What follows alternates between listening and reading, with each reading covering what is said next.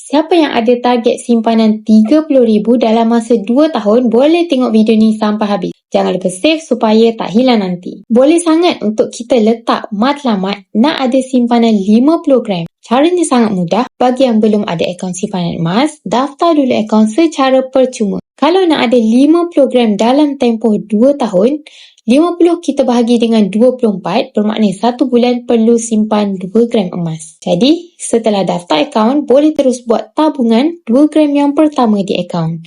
Tuan-puan perlu konsisten menabung 2 gram setiap bulan sehingga habislah tempoh 2 tahun. Nilai 50 gram hari ini adalah RM31,000 yang mana bagi tuan-puan yang nak kahwin atau mengerjakan haji, 50 gram ni dah cukup untuk capai matlamat tuan-puan. Nampak tak? Mudahnya kita capai matlamat bila kita simpan dalam bentuk emas. Bagi tuan-puan yang tak mampu, dengan adanya akaun GAP ataupun Gold Accumulation Program di Public Gold, kita boleh simpan sikit-sikit iaitu serendah RM100. Paling penting, konsisten menabung dan fokus pada pertambahan gram emas. Nak mulakan tabungan emas bersama Public Gold, tuan-puan boleh klik link di bio Dana ataupun isi borang sign up dan akan bantu step by step.